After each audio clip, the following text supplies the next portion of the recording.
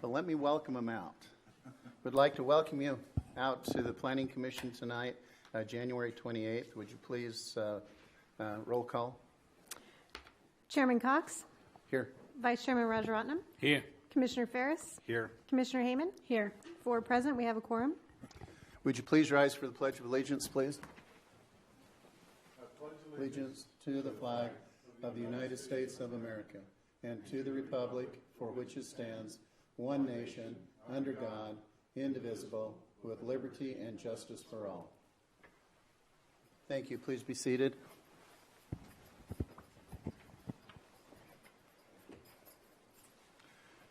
Do I have a motion to approve the agenda?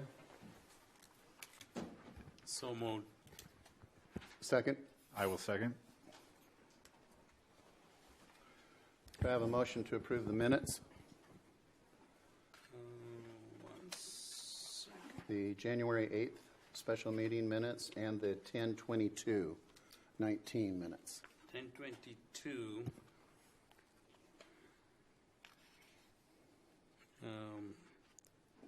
August 27, 2019 motion. It says Rajaratnam and Bates. I don't know who Bates is. The motion was made by Bates. Who is Bates? Oh, Typo. Bates? Typo. Typo. Okay. So other than that, I'm good. Well, you were chair that night. Do you remember who was here? don't know who Everybody was Bates here is. but me? Yeah. Or was it? No, I was back on the 28th. I was chair that night. Okay. So you'll correct that? Okay. So is that a spelling mistake for Blades?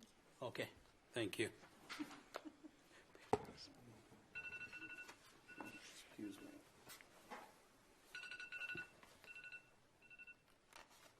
My apologies. I make a motion to approve the minutes with that change. second. Chairman Cox. Aye. Vice Chairman Rajaratnam. Aye. Commissioner Ferris. Aye. Commissioner Hayman. Aye. 4 ayes. Motion's carried.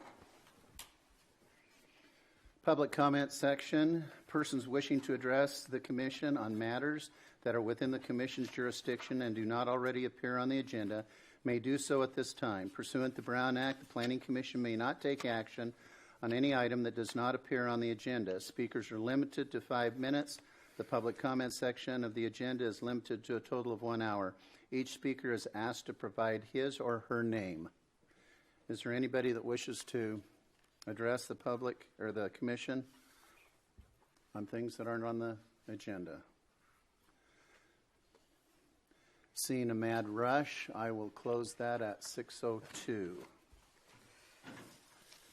Moving on to item 1, public hearing, site plan review 19-06, a request for approval to construct a 4-story 96-room hotel, Town Place Suites by Marriott, on a 2.58-acre parcel of land zone CS, service commercial, located in the southwest corner of Ward Avenue and Chelsea Street. Staff report.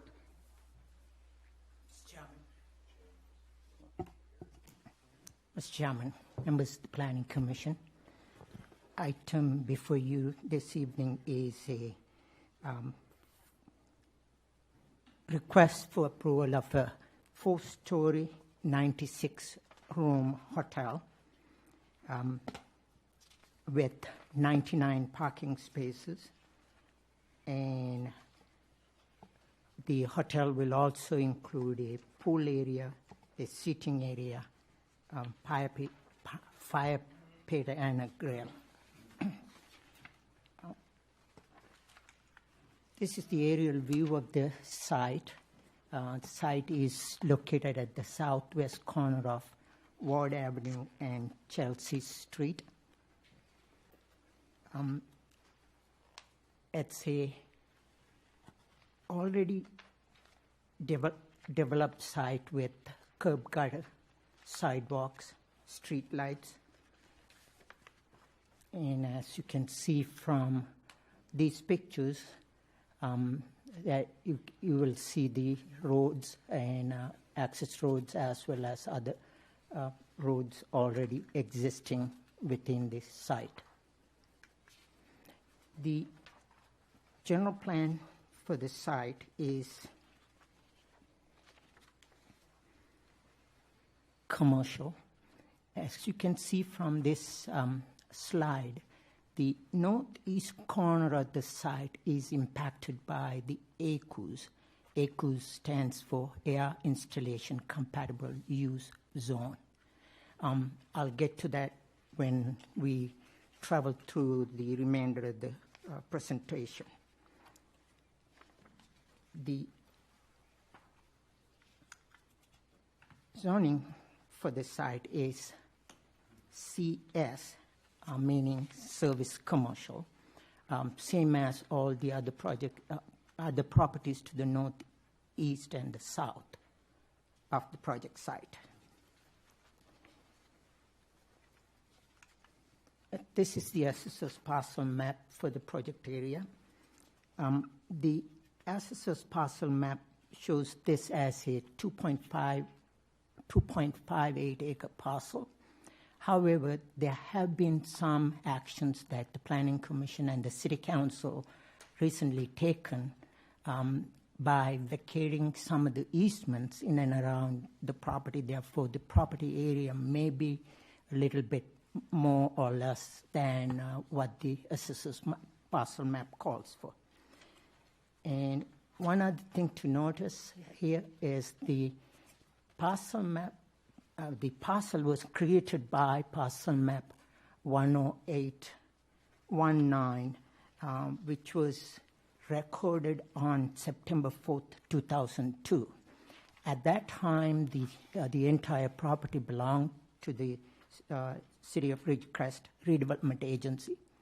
And under an assessment district, a benefit assessment district, most of the street improvements and all the other infrastructure improvements carried out within the entire parcel map area. This is the site plan, SPR 1906, as suggested by the applicant. As you can see, the main access to the project is off of Ward Avenue, lining up with McLean Street to the north. Secondary access is to the west of the project area through an easement that's already existing. I believe that's within the property owner's property or the project. The parking is located to the west, to the north, and the east, and the amenities such as the pool area is located to the south of the building.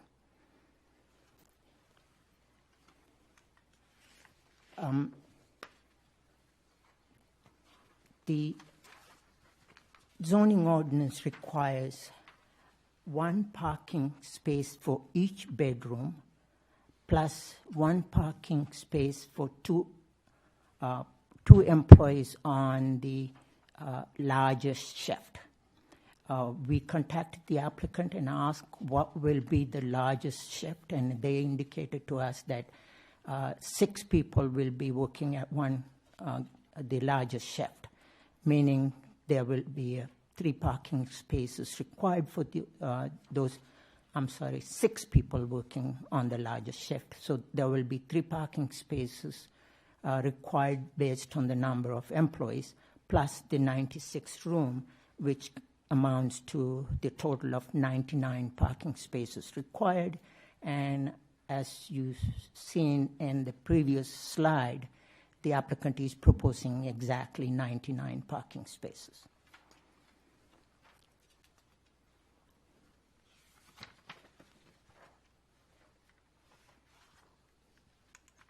These are the building elevations for the project.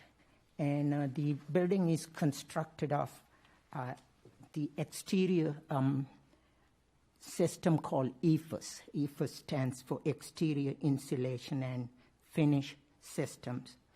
And what that will do is it will allow the project to be constructed rather quickly compared to any other stick-built project or any other type of construction. This is a perspective that the applicant has provided to the staff, showing the finished product, and all the exterior walls will be painted with beige, tan, and white colors. That's in line with the general plan policies for building elevations. The two things that we have to emphasize to you tonight, as we have shown on the general plan slide previously, the northeast corner of the project area is impacted by the ACUS. As a result, at the very beginning of the initial discussions with the project proponent, the city contacted the Naval Air Weapons Station for their comments on the project. Our concern was the project is a 4-story high, still comply with the 60-foot maximum height under the zoning ordinance. However, because of the height and the location of the ACUS within the property, the northeast corner, that we contacted them for their comments. And we've received their comments as early as November 2018. And in their letter, they've indicated they were concerned about any noise generated by their activities and impacting the project area. And this, as a result, they said if the project can meet the 25 decibels interior noise levels, they have no objection. That's one comment we received, and which the applicant is indicating that interior noise level will be equal to or less than 25 decibels. And it's indicated in the submitted site plans. The other concern the Naval Air Weapons Station raised at the beginning is the exterior lighting. And they wanted any exterior lighting, such as parking lot lighting, to be down lighting, not upwards and impacting their operations. So that is a requirement in the zoning ordinance, any exterior lighting to be down lighting, and such as parking lot lighting. And it is also a condition in the conditions of approval, and you can see that in condition number 22 in your conditions of approval. They also indicated that recently they have rerouted the traffic entering the facility, meaning that some of that traffic now will be using Ward Avenue to get to the base. And as a result, they were concerned about whether the streets can handle the increased traffic coming from their operations as well as this operation. And we observed the traffic patterns in that area, and as it is now, we don't see the traffic becoming a problem because hardly there's any traffic at any given time on those streets. That's a fully improved 2-lane, is it not? Yes. Okay.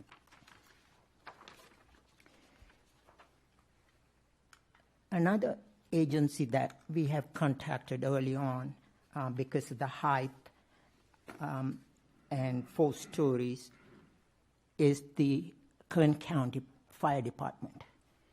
And in an email in February 2019, they have given us their comments.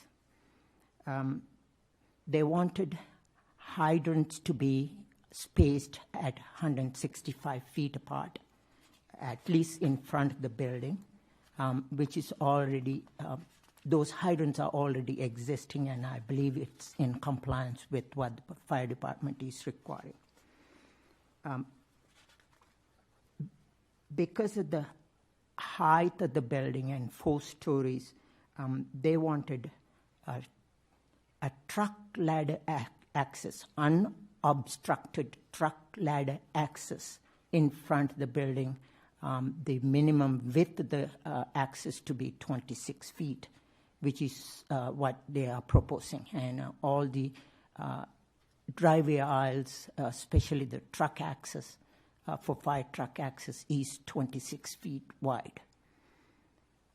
In addition to that, they wanted the building to be fully sprinklered, and the applicant is proposing a fully sprinklered building, all 4 stories and with all the other accessory areas located inside the building are fully sprinklered. In addition to that, they have required a fire alarm system. I believe that's what the Building and Safety Department will be requiring to be installed with this project.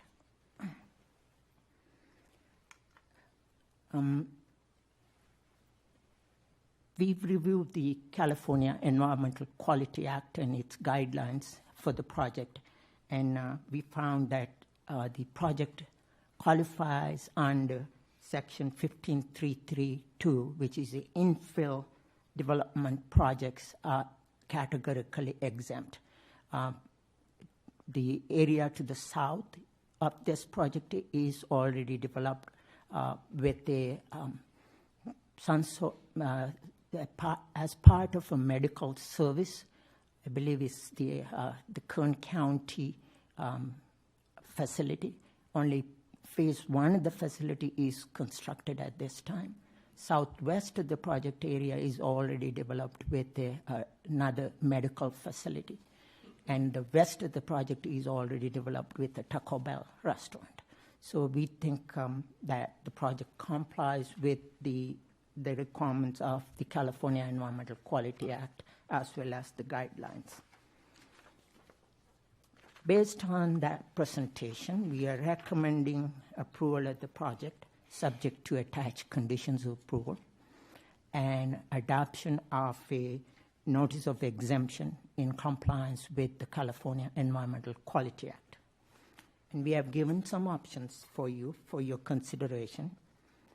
You can approve the project as recommended by the staff, or you can ask the staff to bring additional information, specifically directing staff what additional information you like to see, and continue the hearing to another meeting. Or you can deny the project.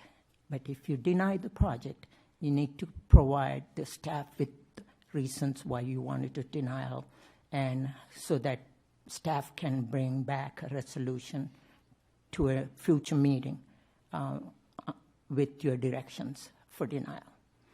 That concludes our presentation. We are available for any questions. Thank you. Commissioner comments? Is the developer here tonight? My name is Mike Hernandez. Come up here to the mic, please. And for our staff, I have a question while he's coming up. In your presentation, would you go back a slide, please? Okay. Right here it says 26-foot truck ladder access on the outside of the hotel. Condition 30 says exterior ladder providing roof access shall be prohibited. Access to the roof shall be provided within the building. There's two different things there. Can you explain that to me? Yes, so my name is Mike Hernandez, and I'm representing the client and the architect of record here, and I'm the applicant on their behalf. And my understanding of the 26-foot truck requirement is for the width of the apparatus, which is the vehicle, the truck itself, to gain access in front of the building. So it is the fire lane. And so the other comment regarding roof access is the manner of getting a man onto the roof, personnel onto the roof, via a access through the building and not from an extended ladder from the apparatus, the truck. So through the stairwell, we'll have a pop-up to the penthouse type of access. So that was my understanding of this requirement. Those are two different items for the fire. Now, my understanding is the layout and the parking, it went through several drafts to achieve what we've got today, correct? That's correct. Okay, and staff is happy with this? Yes, this has been the latest and greatest rendition of what needs to happen in order to get all of those items onto one layout composition. Excuse me. Commissioner, any other questions before I turn it over to the public? Generally, the staff comes with a recommendation. So, are you recommending this project? You gave 3 options here. None of them says you are recommending the project. Yes, our recommendation will be for approval of the project, subject to conditions of approval. Okay, thank you. Second question, did we do any traffic study as suggested by the base? Do we need a traffic study or I don't think so. traffic analysis? I don't think so. Well, that was not required by Public Works, was it? Okay, thank you. One other question for the developer and of course for our staff. Is there any improvements being done to Chelsea? Chelsea, I believe, is turning to the west end of that, so there are no drive aprons or improvement on that side. It's only going to be on Ward Street. Well, Chelsea is on the east side of your Yes. property. Ward is on the north side of your property. You're correct. Take Yes. it back to the... Yeah, you're correct. I misquoted that. So it is the east side. It basically does not have curb, gutter, sidewalk, anything. That's not to Does my it? understanding. I believe that is developed with curb and gutter and sidewalk. It does have curb, gutter, and Yeah, sidewalk? on Chelsea Avenue. Okay. So therefore, there's no And it's aprons. improved halfway? My understanding is it's improved down to the current service road. That's a shared service road there along our property line, all the way to the corner. Well, what I'm interested in is the width of a road. Right here, Yes. and excuse me because my medication makes me shake a little bit, is that is improved at least to the half width of the road? Chelsea along that reach, Honorable Chairman, Commissioners, Chelsea's completed to full width. It has curbs, gutters. I'm uncertain of the sidewalk So on this the is an east older side. picture? Yes, it is. Okay. Okay, thanks. You may have to point it for me. Okay, any other questions before I turn it over to public? Is there any public comment on this particular development?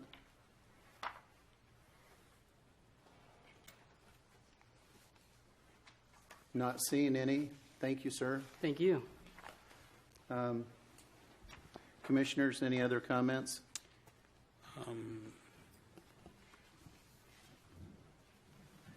I'd like to see this condition of the sound reduction in the recommendation, in the resolution. We did not have that condition, Heather. About the noise level of 25 decibels or less. I think we should put that condition in our resolution.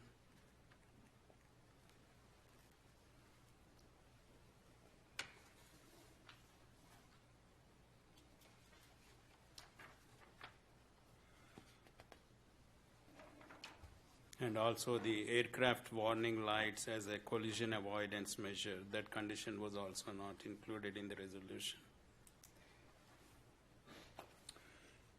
So just for something for the commission to think about, normally like a communication tower, they start doing the lights at 60 feet, not under. This is under.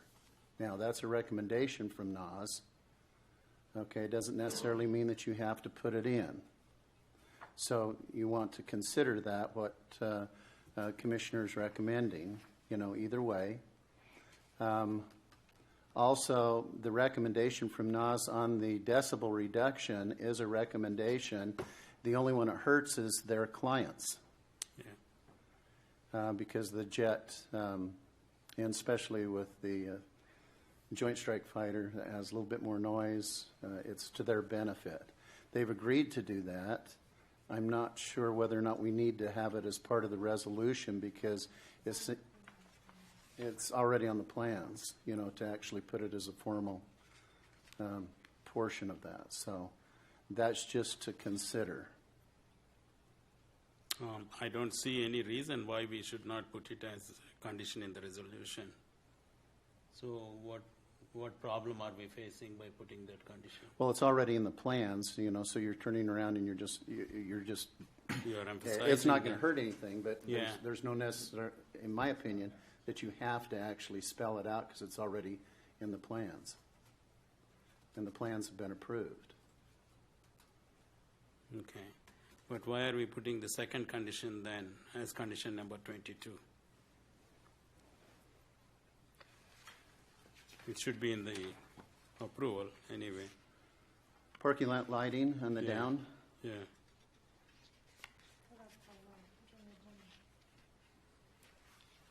Sorry? That's part of our general plan requirements for developments. And so part of the plans on the decibels is also part of an environmental requirement that the plans had to go through. Mr. Chairman, Yes, the sir. condition number 1 of the conditions of approval says these conditions are based on such and such dated plan. Unfortunately, the latest plan that we got don't have a date. So therefore we said, the condition says undated plan submitted to the city on such and such a date. So in that plan, on the cover sheet, all of these are spelled out. That's the plan that you are approving. Therefore, all those notes are applicable to the project. Okay. And the condition number 22 is a reminder that it is in the zoning ordinance that there have to be, the lighting has to be a certain height and it has to be down lighting. And so we usually put that condition as a reminder because it's not on the site plan. It's in our zoning ordinance. They have to comply with the zoning ordinance, but as a reminder, we put that condition in there. Okay. Thanks for the clarification. Any other questions? One last question. On the legal description, Exhibit 1, APN number should be corrected to 033070. No, I'm sorry, sir. That's what the applicant and everybody is using as A070. Then it's a huge difference. That's the page number. Actual page number is 07. If you look at the APN page that you have with you, and it says 03307, there's no 0 after 7. If you put 7, then it goes to page 70, which is a completely different assessor's I parcel. beg to disagree. The APN has a specific format, 332. So this is not the right number. If you type this number, it does not bring up this parcel. Yeah, if there's a typo, then the 0 should be added to the front. So it's the second set of numbers, 007, not 07070, meaning page 70 instead of page 7. That's the difference. Okay, so this is the grant deed. This has the APN number. Right, grant deed has the 07, but if you look at the actual APN page, it has 03307. Well, it's showing here on the grant deed as an APN 033-070-15005. I look at so many APN numbers, so I'm very confident that it has to be 332. The property detail report shows the very same APN as this copy of the grant deed. Staff took that as a typo, and therefore we have used as 07-15. But if the commission strongly feels that it should be 070, we have no objection. We can change that to reflect Okay, that. so what I would recommend here is if we approve this on verification of the APN. Yes, I did verify the APN. Went to I know, I Concom. want them to. Sure, yeah. Okay, any other questions? So I would recommend that we approve the site plan 1906, if I have a second. Second, Chairman Cox, Aye. Vice Chairman Rajaratnam, we did not put that condition. That's true. With the condition of verifying the APN. And would you please notify commissioners once you've verified? Yes, So we will. Commissioner Rajaratnam will provide you the information that he has. We need to reconcile that, okay? We will. Thank you. Now you can roll call. Chairman Cox, Aye. Vice Chairman Rajaratnam, Aye. Commissioner Ferris, Aye. Commissioner Hayman. Aye. 4 ayes, motion carries. Moving on to item number 2, site plan review 19-08.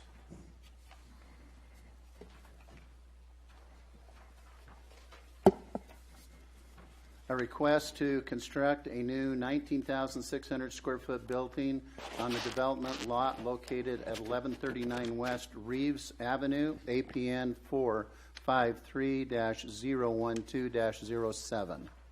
Staff report. Good evening. I actually need the.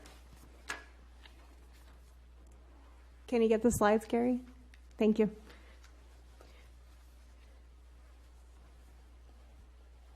So this project is in the industrial zone area. It was previously developed before. The site plan that you have before you today is for the addition of a 9,600 square foot building with parking to accommodate that.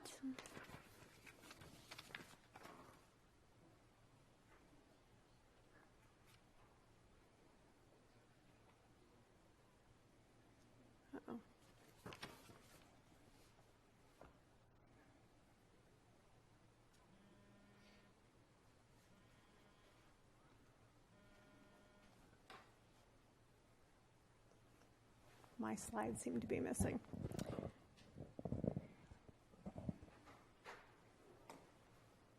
You want to take a break? It just shows a site plan review just like this.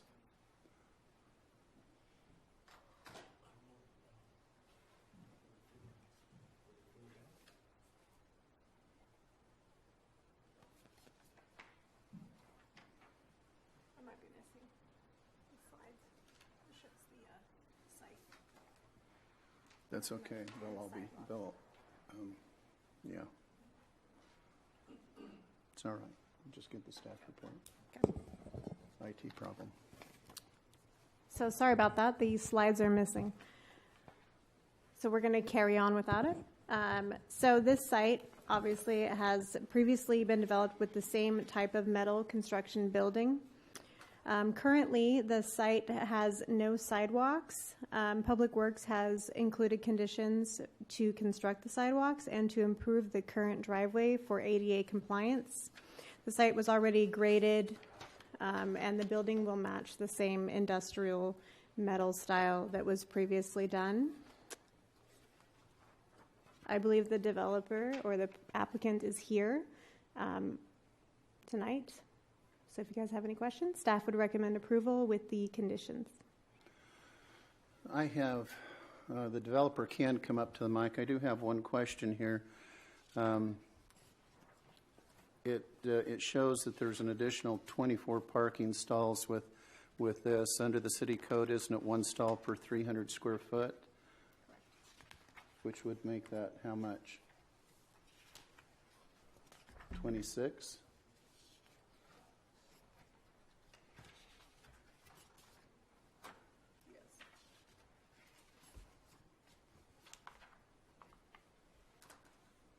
Bill, or is this your project, or is this, okay. I should mention that 2 of the parking spaces were not counted because they are in front of roll-up doors, but they are there. But they're blocking roll-up doors if they are used. Okay, commissioners, do you have questions for the developer or for staff? James, you want to introduce yourself? My name is James Bell. I'm acting on an agent of the owner of the project. I've also been the gentleman that has developed this site in the past. This is the final building of a 4-building complex that Mr. Tharp has been putting in. Back in 2005, the site was approved previously through the construction of the buildings that are already there. At the time that we did that, no sidewalks were required. In fact, we were required to install landscaping and put in xeriscape up front. There are no sidewalks in the area. There's other than a couple that the local concrete company put in when they had extra concrete and just put it down, and I don't think they finished it very well either. So we are not wanting to install the 5.5-foot wide sidewalks that will go nowhere. There's no place for them to go. So the owner has asked me to object to that requirement if we can. The other part of it is, again, this is the final building in a 4-building complex. The building is being basically duplicated. It's a duplicate of the other 3 that are already there. And the driveway that is there, one of the other requirements that was listed is that the driveway that was there is not ADA. If there's no sidewalk installed, there's no handicap parking on the outside, it's all on the inside, and all of our ADA path of travel has been indicated to be inside the development and from the parking lots, or from the parking spaces that have been identified to the doors for appropriate ADA access. So we're asking to not have to redo the driveway as well. Like I said, I said it several times, but this being the last of the 3, or excuse me, the last of 4 buildings that we're putting in, we were a little bit shocked at those requirements. One of the other comments in the field findings was that there's a conduit that was running across there with some utilities and needed to create an easement and put it underground. That conduit is merely some wire running from one of the clients in another piece of property.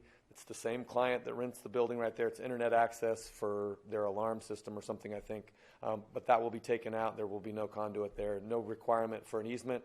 No requirement for running additional utilities underground. All the utilities, Mr. Friend, when he constructs the building, he'll take care of that underground like we've done on the other 3.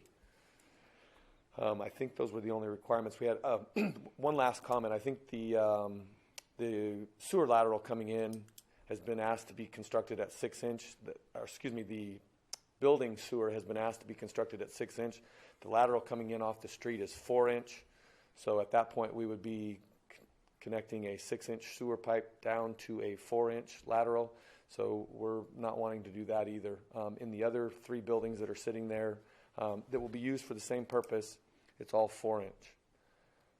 I can answer any questions if you guys have any. I was the person that put the other 3 buildings in, so that's why the intimate knowledge of the site plan review that was done and the landscape that was done as well as the rest of the building construction. What's the building use? The building is being built as a warehouse. As we've seen with the other 3 buildings that are there, space is a premium, especially right now after the earthquake damage, and so it's anticipated that one of the other contractors that already work in that site may rent the building, but right now it's being built as a warehouse building for open storage. That's how it's permitted. Lauren, would you mind coming up? I have a question for you. Thank you, Mr. Bell. Can you explain to me the 6-inch to 4-inch? Yeah, our current municipal code under water and sewer requires that commercial structures be sewered from the structure with a 6-inch lateral. And I think you'll find in the Uniform Building Code also that there's, for commercial structures, there's a minimum lateral size, generally of a 6-inch in size. As far as the connection to the 4 is fine. There are eccentric connectors or eccentric couplers that go from 6 to 4, which doesn't interrupt the flow. And we would recommend that a clean-out be installed at that location. We do require clean-out at the exterior of the building, and of course, wherever there's a bend and wherever there might be a change in size of the lateral. But we're just citing what our municipal code cites for laterals for commercial structures, as well as what is commonly called out in the Uniform Building Code. How many bathrooms? Currently, there is 1 per 20-foot bay, or 24-foot bay is what is the plan to be installed in. Now, those are not always put in because But they have the potential. They have the potential, yes. So we're talking about 4 potential, right? No, there will be more than 4 bathrooms inside, a potential. Okay. And the reason,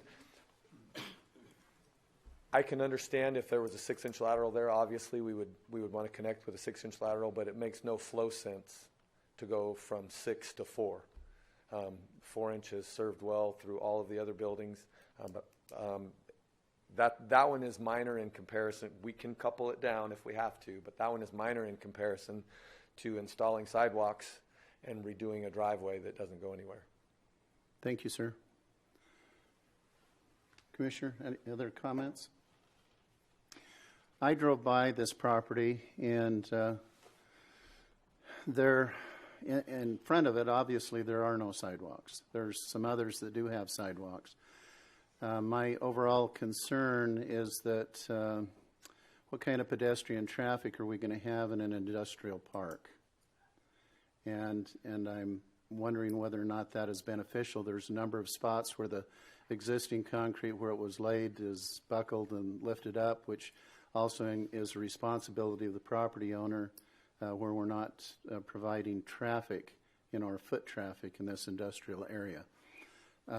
I would be less inclined to require the sidewalk, but I think that the approach needs to be an ADA approach. And the reason I feel that way is that the city is going through great expense as well as grants to comply with state requirements and doing ADA improvements all over the city. And to have a property developed and used for commercial purposes and not have it meet the current requirements, I would like to see the drive meet the ADA, but I don't see personally any reason to put the sidewalks in. If I can I comment on that, Warren? Sure.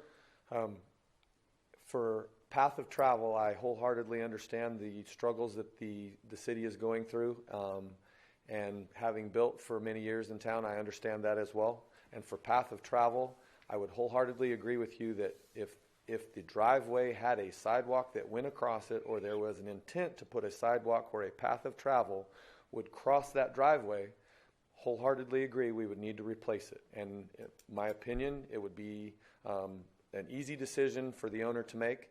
But replacing a driveway that has no path of travel for any ADA, and all of our ADA by direction is interior to the property, I'm still struggling to see what the benefit of putting in an ADA accessible driveway would be. Actually went to pretty significant lengths inside the property to ensure that ADA path of travel and parking spots, the appropriate number of parking spots were available. As you probably saw when you went by, some of those parking spots were very expensive to put in, and we put them in as needed. We had to be elevated to ensure that we didn't have any of the cross slope and the appropriate slope numbers for all directions of travel, along with all of the truncated domes. Out in this area, again, not quite sure why we would go in and replace a driveway for ADA accessibility when there's no sidewalk or no access to that. At the time we did the site plan review for the original buildings, and I do understand that things may change, or it may have changed, but at the time we did it, The reason that at that point that they did not require any sidewalks was because it was determined at that point that they did not want any pedestrian traffic in the light industrial area that was being developed out there. And having, again, spent much time out there building these buildings, I believe there's probably only one other parcel out there, and that's the one there on the corner that has sidewalks. All of the rest of them just about up and down that street. Some of the owners may have put some concrete up front, but I believe all the rest of them don't have any. So is your conjecture basically with the path of travel is only east and west? So if somebody works in the warehouse and parks on the street and approaches from the street? For them to approach from the street, if they are ADA, they will not park in the street. That would be the only reason an ADA access would be required, is if they're ADA and park in the street and travel in and walk in. There are some of those folks that park out there and walk in. I mean, I've seen them that work out there. But the ADA piece of it is set up on site. There is much of that site that will not comply to ADA access requirements except in the designated ADA access areas. Thank you. Mr. Chairman, may I? Yes. Mr. Chairman, there is currently in the Uniform Building Code a requirement for ADA access from street to structure. The current code does require any building to show that there is access from the street to the structure. So there would be that problem. Even in going through plan check through the county does check for access, ADA access from street to structure. We have to prove that we can get someone from the street to the structure. I might also interject here that if the commission does determine that the sidewalk is recommended that it not be constructed, there's a couple of courses of action we would have to take. By ordinance, it's required the sidewalk to be installed. And by ordinance, we would have to take it before the city council to waive that action.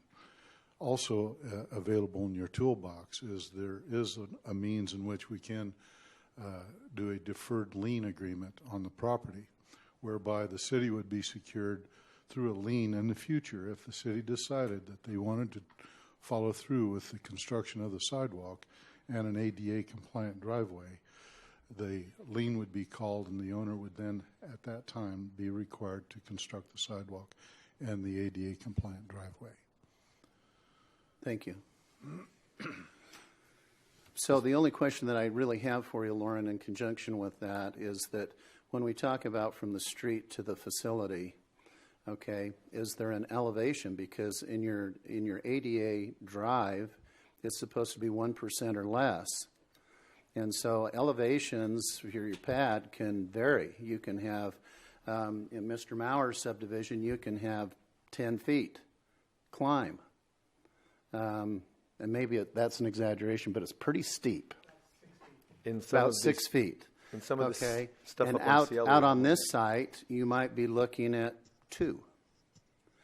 And so I'm not sure that the existing drive prohibits motorized or non-motorized wheelchairs access to the facility. If that was taken out and leveled down to 1% or less, I don't think it denies them or benefits them as far as access to the building. Other than it's not ADA, it's not 1%, correct? Yeah, the maximum by the Department of Justice is 2%. Caltrans requires a minimum of 1.5. Okay, so A maximum of 1.5.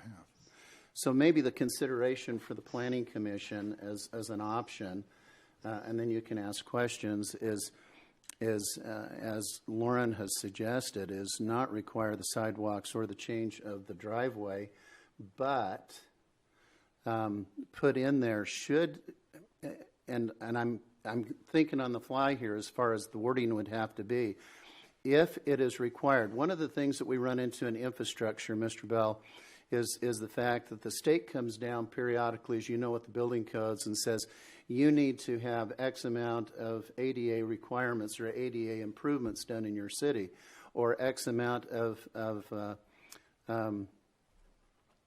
housing, affordable housing, and things like this change. And so what I want to do is put something in the resolution that says, should it be required that the owner agrees to comply at that time? While I believe that Mr. Tharp would be acceptable to that, should it be required, and all folks... I'm saying outside of the municipal code. I understand the municipal code. So if we give you this concession, but it doesn't, because what's happening now from Ridgecrest Boulevard to others, the amount of money and grants that we're having to look for to do the ADA in the community. So it's like, well, we'll give you a pass today, but 10 years from now, if that becomes required, that becomes your responsibility, and you're going to sign on the dotted line. So I believe that the way it currently works is that the property owner owns the sidewalk. Right. So it would be fair to assume that if the sidewalk was required to be put in, that those property owners in the area would have to put the sidewalk in. I don't believe we want to sign up to a lien being put on the property, and the reason for that is because that can cause title problems down the road. But the condition in the Planning Commission resolution saying that if at future time it was required and all property owners in the area were putting it in, that we could put it in. We just built the other building in 2018, and it went through a complete site plan review and had no issues. I would agree with you that even if we provided an ADA driveway, we cannot provide under the current plan, and don't believe that it's necessary to provide ADA path of travel from the driveway to the ADA accessible door. That would create some significant challenges with the parking spot that we've had to put in there for one of the ADA parking spots on the other side of the building, which also went through plan check. So the buildings and the tenant improvements that have gone in all of those buildings have been done absolutely above board and with all plan checks having gone through Kern County plan check and the city. So I guess to answer your question, yes, I believe that we could sign up for a condition in the approval that said if at a future date it was required that all property owners in the area put sidewalks in due to the state requirements. I don't believe David would back up from that. We just don't want to do it right now. Okay. So the only thing that I would say to that for you to be mindful of is if the code talks about, the path of travel from, say, the street into the building, and that's problematic, that creates a problem for your owner, not so much for the city. Correct. From resale or activists that create those kinds of problems. So I'm making you aware that if that concession is given, that the owner bears that liability, that responsibility. He would currently bear the same liability on the existing 3 buildings that are sitting there. Okay. Lauren, did you have something you wanted to add? Mr. Chairman, I might add that by adding the condition in your conditions of approval, there would be nothing binding and nothing of record other than your comments tonight to enforce or meet the requirements and the intent of the ordinance. The ordinance simply states that sidewalks will be in place, and in lieu of placement of the sidewalks, then and the owner has to be responsible for those improvements, and a deferred lien agreement may be entered into to secure that the improvements would be installed. In other words, just by adding a condition tonight would not be a binding commitment to meet the intent of the ordinance for installation of those improvements. So you're telling me that every time they come to develop another section of that building, put in a bathroom, so on and so forth, that condition's not going to come up? Well, the tenant improvements are subject to off-site improvements only if the tenant improvements are greater than 50% of the appraised value of the structure. I strongly, I would doubt that any of the tenant improvements would satisfy that 50% requirement in order to kick in the requirement for the off-site improvements to be installed. Okay. The current condition is simply around a building permit. It would also include tenant improvements in the event the tenant improvements exceeded 50% of the appraised value of the structure, kicks in the requirement for off-site improvements. In this case, the structure having a building permit does kick in the requirements for off-site improvements. Yeah, I'm pretty reluctant to put a lien or do a bond on it. That's just my personal feeling. Other thing you have in your toolbox is then to make recommendation to the city council for them to waive the requirement. If that's the way you feel, then what you have available to you is to recommend the waiver of the sidewalk for this project.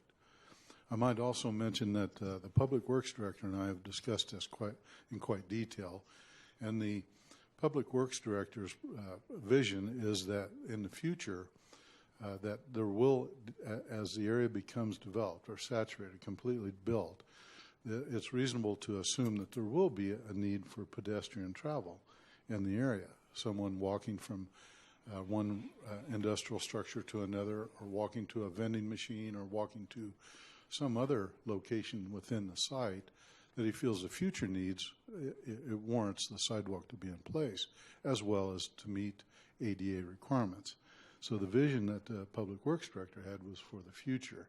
As it does develop, then at least the sidewalks have been there, or at least the securities are in place to ensure that in the future those improvements are installed. Well, and I can certainly understand that. Mr. Bell is correct. In the early days of the development of the industrial park, they were not wanting and planning for pedestrian travel. And yeah, maybe in the future, but it was originally designed not to have sidewalks. And yeah, that was probably, Mr. Maurer could probably tell us, probably 30 or 40 years ago, but that was the original intent back then, was not to do the sidewalks and encourage the pedestrian travel there. So, any other questions before we give it to the public? I too have driven by this, and I understand the reluctance to do sidewalk in that one area. And then also agreeing with you that if we're not going to do the sidewalk, the ADA compliance on the driveway that is not a path of travel doesn't make much sense either. And so just to require that seems a little unnecessary. Is there a way to continue this so we can have some sort of clarity on the ADA rules and regs, or is there some? I personally think we have enough information to make a decision, because if we waive the driveway and the sidewalk, it goes to the city council for approval, because they're the ones that have to approve that. And I even though it's non-binding, I still would like to have that added to the conditions of the resolution, that in the event that it is required, that they will put the sidewalks and the ADA approach in. But I agree that we could put that language in, but he doesn't want the property encumbered, and I No. I did not say a lien. I said a condition of the resolution, right, but which is non-binding. okay, so we're putting in non-binding. Right, in our resolution. existing conditions. If we do a lien or a bond, okay, then that's going to affect title. Any other questions? Anything from the public? Thanks, Mr. Bell. Okay, if nothing from you guys at this point, I would move that we approve 1908.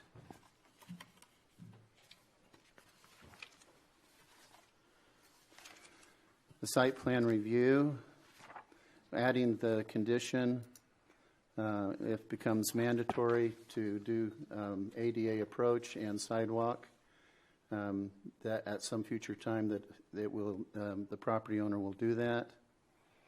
And so we're going to make an approval of the resolution recommending to the city council to waiver, at least that's what I'm proposing, waiver the sidewalk and the ADA approach.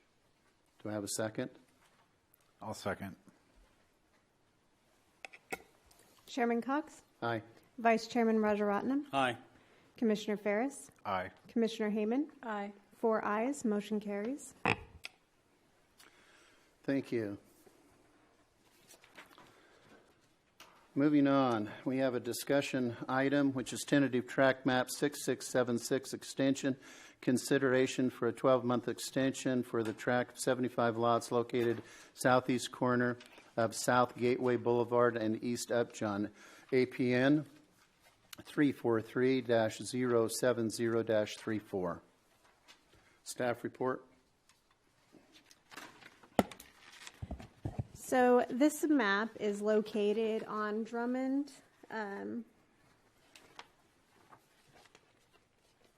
I feel like this is wrong. It's on These slides are wrong Upjohn- again. Upjohn and Gateway. Okay, so the slides are wrong. It's right below, west of Gateway Elementary, or across the street, isn't it? So it's actually, let me go back.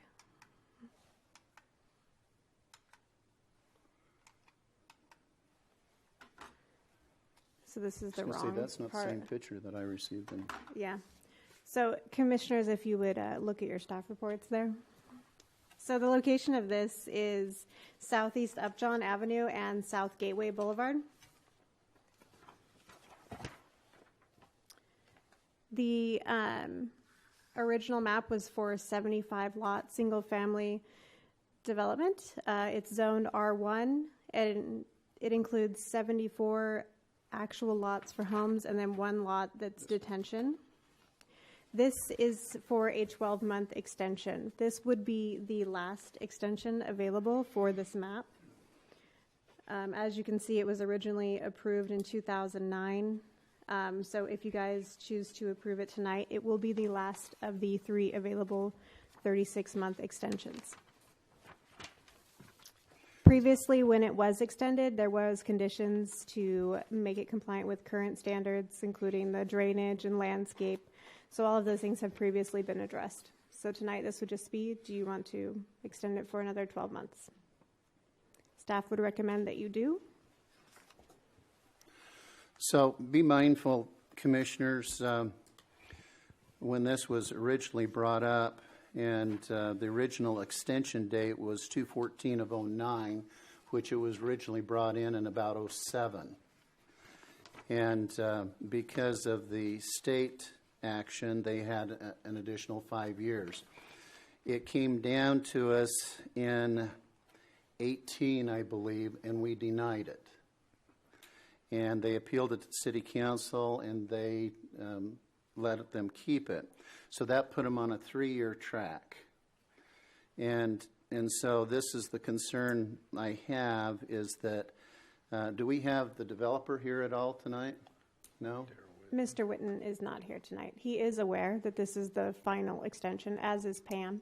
So they are aware that this Okay. is the final extension available to them.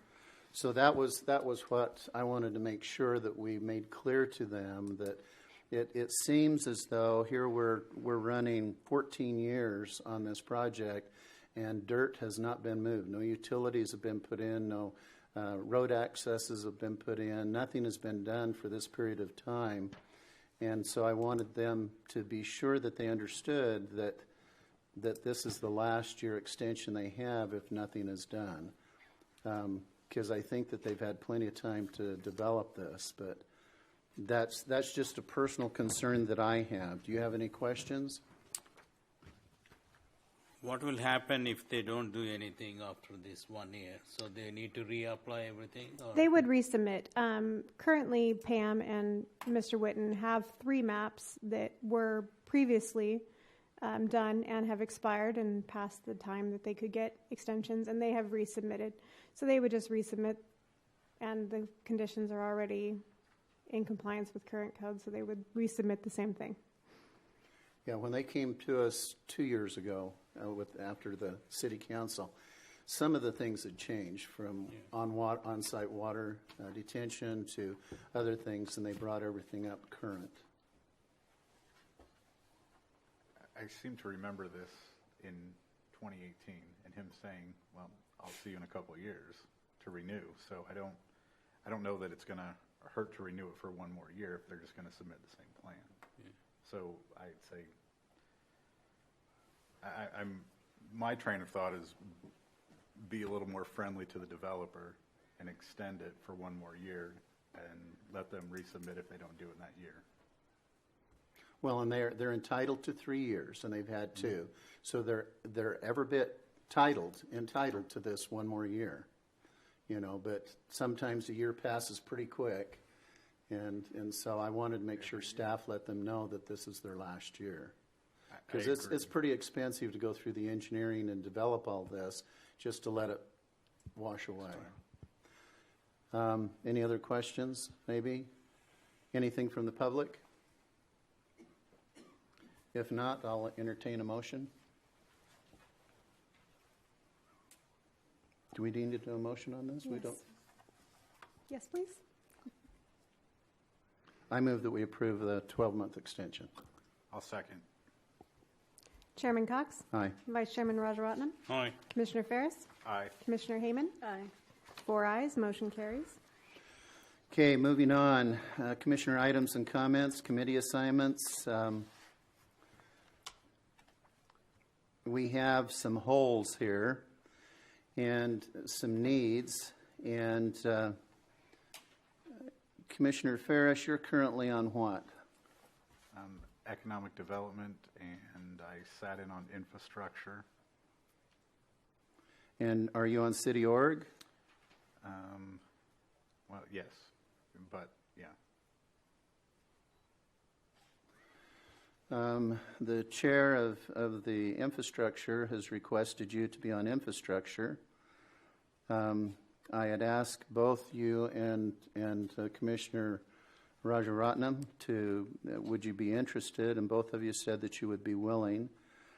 Do you want to give one up, or are you willing to take on a third? I'm willing to take on a third. That would leave a quality of life and economic development. Both Solomon and I are probably down to one. Solomon, would you prefer having quality of life or economic development, and would you be willing to take one of those on? I'll go with economic development. And when do they meet, Heather? Economic Development meets on the second Wednesday at 5 p.m.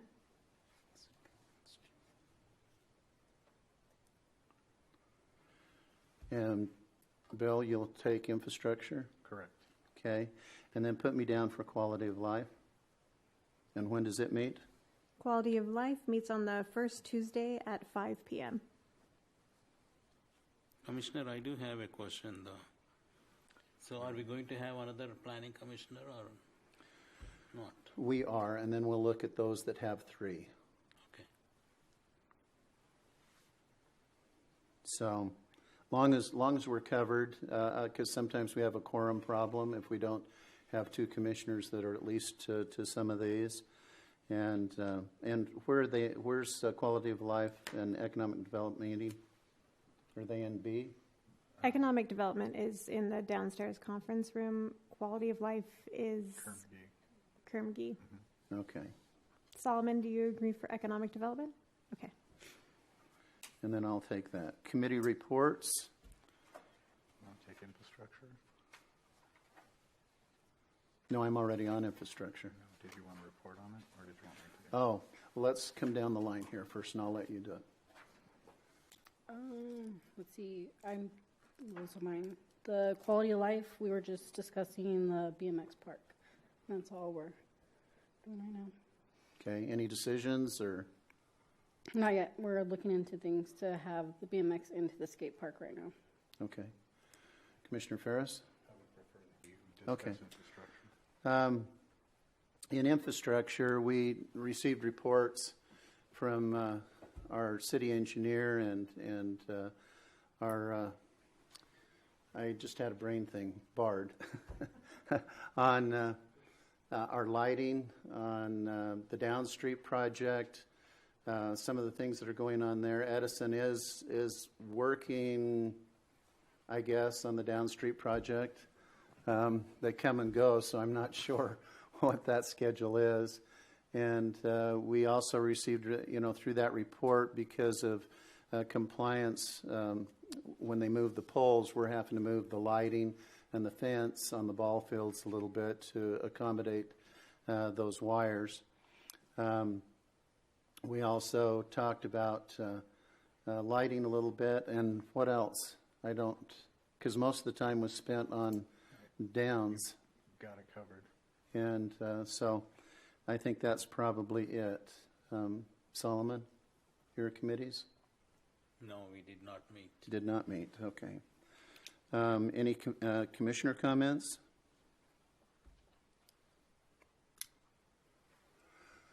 I'm grateful for the staff report, even without the slides. No slides necessary. So please thank our staff. And Lauren, thank you. And I appreciate this input more than you know. I don't want you to think I'm ganging up on you or we're ganging up on you, because I appreciate your input and the options that you gave. And so, yeah, we'll send that up and let the city council fight over it with our recommendation to accept it. But I want you to know that I appreciate it and appreciate your input. You are heard. Commissioner, I do have a question. Yes, sir. I'm just wondering what's happening with the RB's construction. Nothing is moving there. Well, Do we you were know just anything? talking about that. Okay. Will Dan shut them down? They Back. huh? They've been back. Have they? Yes, they did previously, but they're back on board, but they just have stopped working. So my understanding is that they're having a few challenges dealing with having a super on site, a qualified super on site for this commercial building, and so they're working that out. So yeah, it's a little bit slow. So, how's the Balsam project coming on? The building that's going on in Balsam. The French restaurant. Yeah. It looks like it's going well.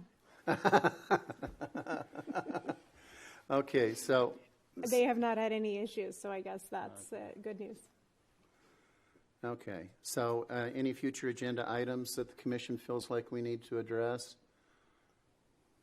At one point, we had decided to discuss signs and temporary signs, and that never really progressed into anything. Is We that were waiting something for a code enforcement officer, which we do have. So maybe we need to ask staff that at our next meeting, have the code enforcement officer come and let's talk about some of the issues that we have previously had. So we have been working, and that was one of my items for tonight, is code enforcement has been out there removing a lot, or getting them to remove a lot of the signs that are just absolutely not allowed, like the fencing signs. So he has been diligently attacking those now, preventing that before it gets, worse than it is. But we do need to establish some different things for the temporary signs, rather than just the signs that are not permitted at all. That's one of the things that we had talked about is bringing back and making a recommendation or revision to the ordinance that in the event that, somebody wants to run a week special or something like that, they can put up a temporary sign, but not a temporary permanent sign, that there is a limit. Maybe it's 7 days, maybe it's 14 days, but we discuss that and allow somebody to put out, we're having an open house or a grand opening or, Saturday special or whatever it is, because the ordinance doesn't allow for that. And so some sort of means to where the local businesses have the ability to have an event, and part of that in your consideration is how many times a year do you want them to have that? So it can't be for 7 days, then wait 7 days and do it again, do it again, do it again, and it becomes permanent. It has to be a kind of a special event. And so those are the kind of considerations that we've talked with staff about, that we need to make recommendations to the city council. The other thing that I would add is in the last 2 years, we have not looked at the municipal code or the general plan and see what revisions, because under the charter of the Planning Commission, it's our responsibility to look at it and make any recommendations to city council every year. So we might take some of those items up because they can only change some of those things once a quarter, 4 times a year. We can make 4 changes. We can make 4 changes a year, but the changes, we could make multiple changes in At one time. section. That's right. Well, not at one time, but in one section, we could go through one section and make multiple changes to that and submit it, and that would be one change. So, if it's the circulation element, then we could make numerous changes to the circulation element and submit it as one change. But yes, it is only 4 per year. So I think if we could just take one small bite and kind of look at it, and then we go at it, and then we can make recommendations. And they don't have to take any action on it this month, but if we do 3 months in a row, take a little bit 3 months in a row, and if we have any changes, then once a quarter they can go to city council and say, this is what your planning commission sees. Do you want to make any of these changes? These are their recommendations. Mr. Chairman, if I may. Yes. The staff is working with Ahsoka, the consultant. We do have annual reporting that is due to the California Department of Housing and Development that has not been done previously. So we are working on that and preparing that now. It's quite lengthy since it has not been done in the past, and that includes anything that we've done, how we're in compliance with our general plan, and how we're moving forward with that. So you should be able to see in the next couple of months a presentation from us talking about what we've done to meet the general plan as approved previously. So we are behind the scenes working on that, along with the stuff we bring to you. What, no chickens? Oh, don't go there. No. Well, one of the things that we see that can become controversial, and we've had some of them come across our desk, is parking requirements. And so I'd like to see some sort of revision, when we do address it, and like with the one tonight with the hotel, we had some compact parking, and they had a full, the others were 20 feet. Now, my truck is 22 feet. My Suburban is 18 and a half feet from nose to end. If we reduce them to 18, and there's a lot of Suburbans in this valley, but if you have a Camry, for example, it's 16 feet. So one of the things that we need to decide is what we want to approve and whether or not we want to change anything. But I think that in the plan, as these guys are doing plan checks, that when we talk about one stall for 300 spaces, there needs to be an allowance for compact, because not everybody's driving my truck, or a Yukon or whatever. And so that saves space. When we talk about square footage, it saves space. So just things like that will come. I believe that Public Works is also working on those engineering design standards right now. So some of that is obviously going to deal with the parking, because that is part of our engineering design standards from 1985. So that way there is a qualified report. It's not up to, us to try to figure out what always works, but it should give us better options and more modern standards as well. So will those standards or recommendations come to us?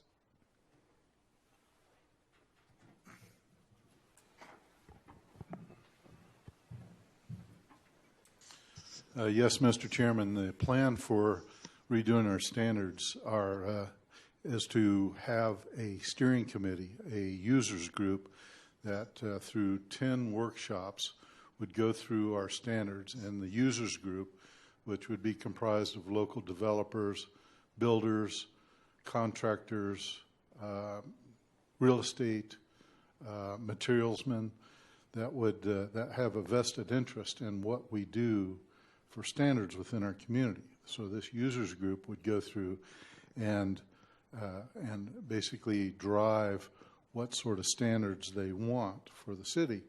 Now, once we go through that, we would be delivering the standards for your adoption as well as a planning commission, and then for adoption by ordinance through the city council. So yes, the commission will have opportunity to review and comment upon and make any suggestions for changes as they see fit.